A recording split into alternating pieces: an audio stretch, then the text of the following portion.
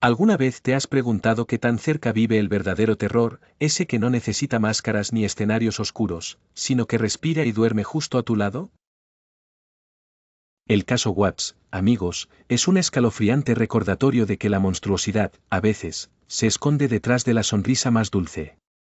Millones de personas siguieron esta historia en tiempo real, hipnotizados por la frialdad de un hombre que se convirtió en el depredador de su propia sangre.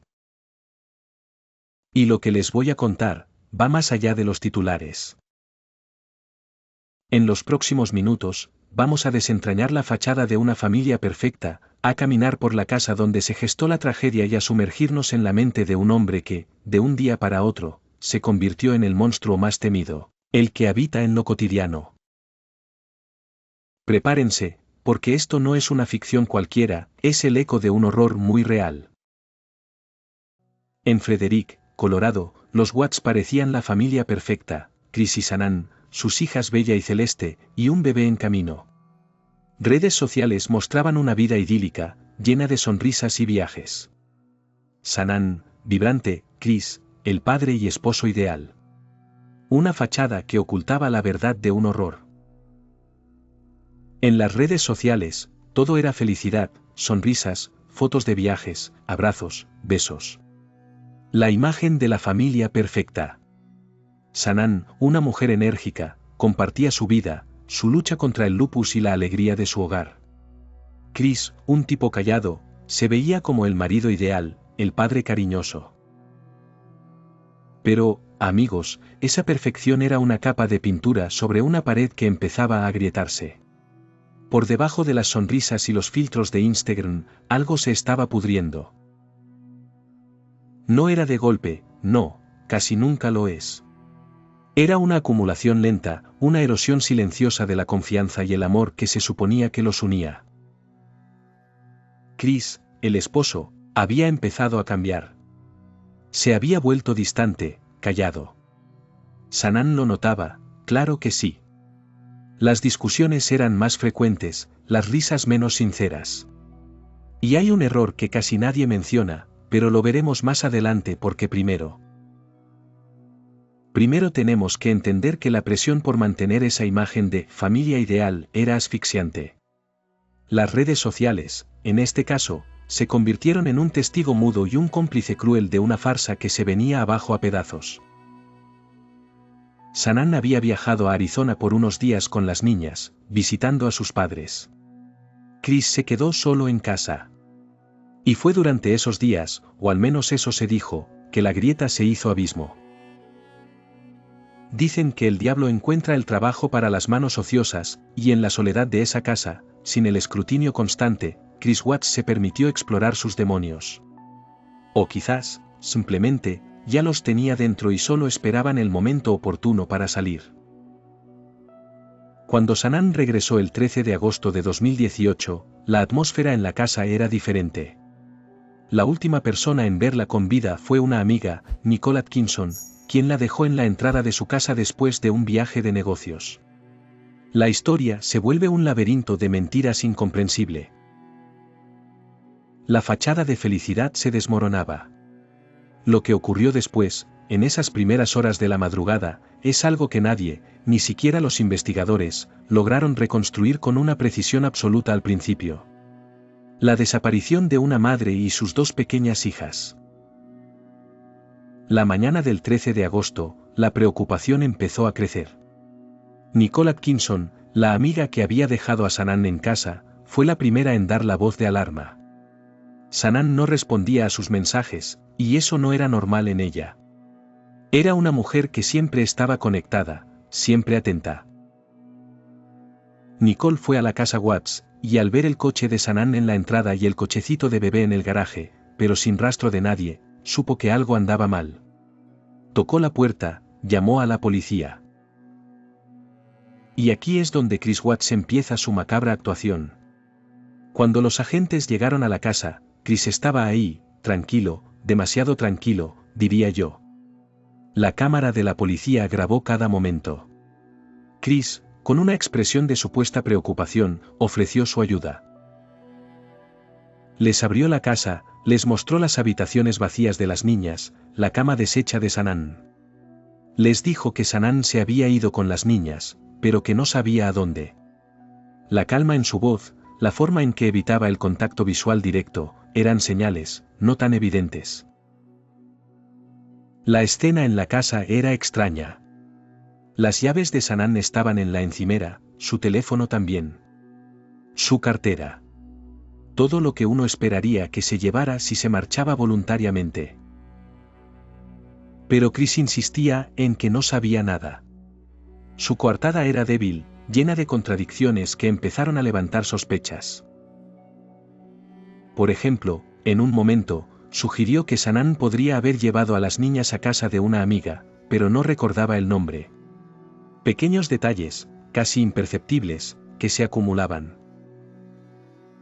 Los vecinos, preocupados, también empezaron a movilizarse. La comunidad de Frederick, que hasta entonces había visto a la familia Watts como un ejemplo de felicidad suburbana, ahora se encontraba en el centro de un misterio angustiante. Las cámaras de seguridad de los vecinos empezaron a revisar sus grabaciones. Y fue ahí donde apareció una pieza clave del rompecabezas. Un vídeo de una cámara de un vecino que mostraba a Chris Watts sacando su camioneta de la entrada de la casa en las primeras horas de la mañana del 13 de agosto, mucho antes de que se diera la voz de alarma. En el vídeo, parecía estar haciendo algo en la parte trasera del vehículo. Un movimiento rápido, un detalle que pasó desapercibido al principio, pero que se volvería crucial. La farsa de Chris se extendió a los medios de comunicación.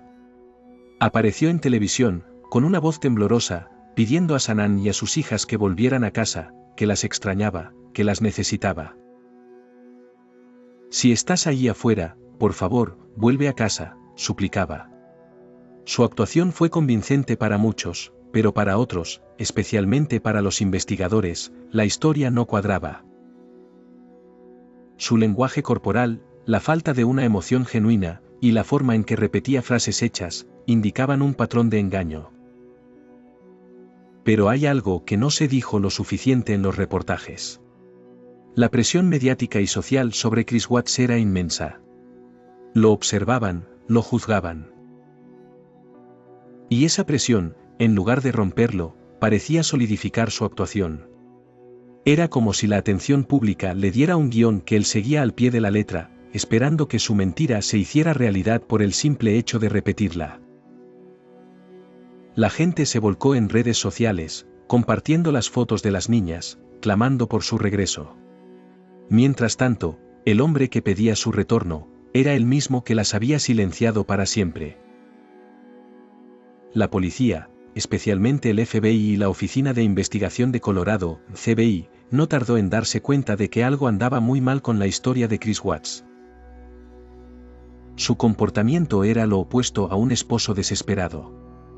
Mientras la comunidad se unía en la búsqueda, él se mostraba extrañamente despegado.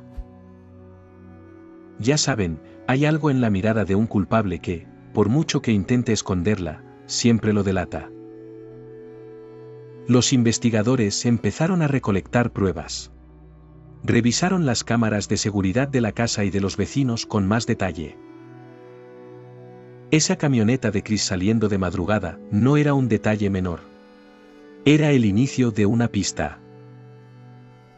También se enfocaron en los teléfonos móviles y las redes sociales de Sanaan y Chris. Las últimas comunicaciones, los mensajes borrados, las búsquedas en Internet, todo eso cuenta una historia. Y la historia que contaban no era la de una pareja feliz. Empezaron a interrogar a Chris. Las primeras entrevistas fueron tensas. Chris se mantuvo en su papel de víctima, de esposo confundido. Pero los agentes eran buenos, muy buenos. Conocían las señales, las microexpresiones, las contradicciones.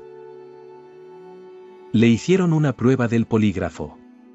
Y aquí viene el truco, el polígrafo no es una prueba concluyente en un tribunal, pero es una herramienta potente para la investigación. Chris falló estrepitosamente la prueba. Sus respuestas a preguntas clave sobre la ubicación de su familia o si les había hecho daño, encendieron todas las alarmas. El fracaso del polígrafo fue el punto de inflexión. Los agentes sabían que tenían a su sospechoso. La tensión en la sala de interrogatorios se hizo palpable. Chris, acorralado, empezó a flaquear. El peso de su propia mentira, sumado a la presión de los investigadores que no le daban tregua, comenzó a resquebrajar su fría fachada. No fue un grito ni un arrebato de ira lo que lo hizo ceder, sino un lento y doloroso goteo de su psique, incapaz de sostener la elaborada ficción que había construido. Y aquí, amigos, es donde entra la parte más oscura. Chris Watts, finalmente, empezó a confesar.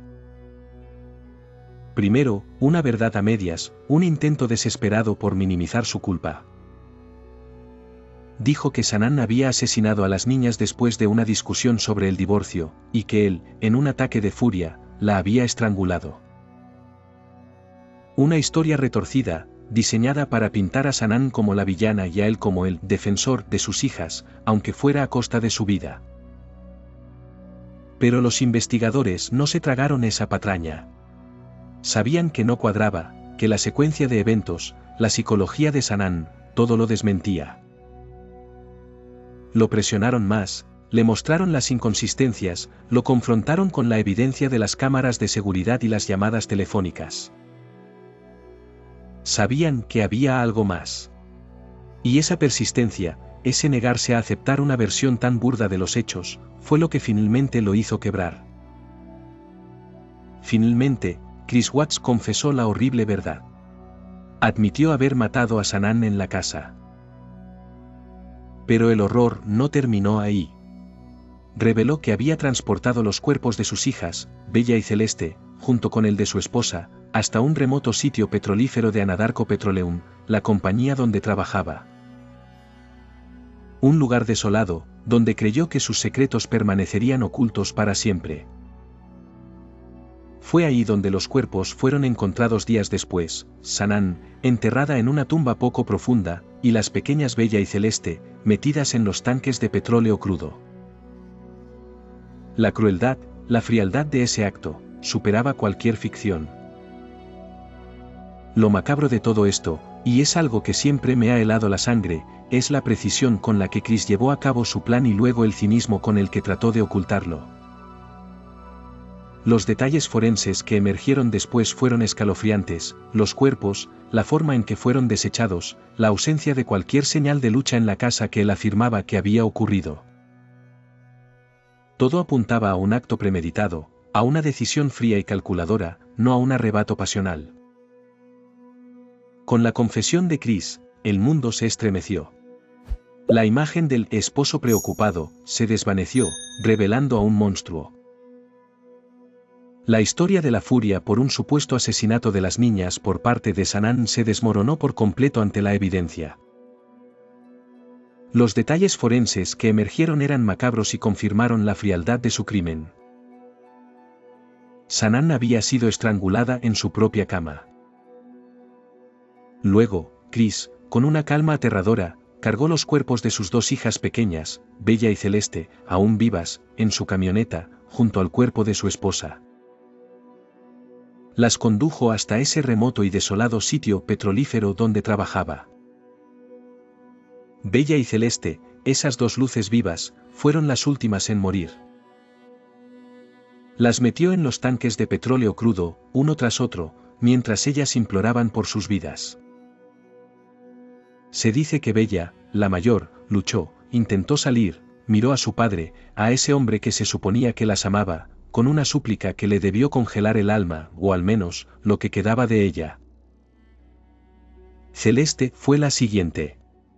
Sus pequeños cuerpos fueron encontrados en esas fosas oscuras, empapados en el mismo petróleo que su padre ayudaba a extraer. Un horror inimaginable, que te quita el aire, ¿verdad? Los motivos de Chris Watts, aunque nunca del todo claros en su totalidad, apuntaban a una nueva relación que había comenzado con una colega de trabajo. Quería una vida nueva, sin su familia. Una excusa tan patética como brutal, que solo subraya la depravación de su acto. La imagen de la familia perfecta era una carga, una fachada que ya no quería sostener. Optó por la aniquilación en lugar de la confrontación o la separación. Lo que había sido un hogar lleno de risas se convirtió en un horno frío, un lugar donde el calor de la vida se extinguió de la forma más cruel. El 19 de noviembre de 2018, Chris Watts fue sentenciado a 5 cadenas perpetuas sin posibilidad de libertad condicional. Se declaró culpable para evitar la pena de muerte. Su confesión, aunque forzada por la evidencia, permitió que la familia de Sanaan tuviera, al menos, un cierre legal. Pero no hay sentencia que pueda devolver a Sanaan, Bella, Celeste y al pequeño Nico. El caso Watts nos dejó una cicatriz profunda. Nos obligó a mirar de frente el lado más oscuro de la naturaleza humana, ese que se esconde detrás de las puertas de hogares aparentemente normales.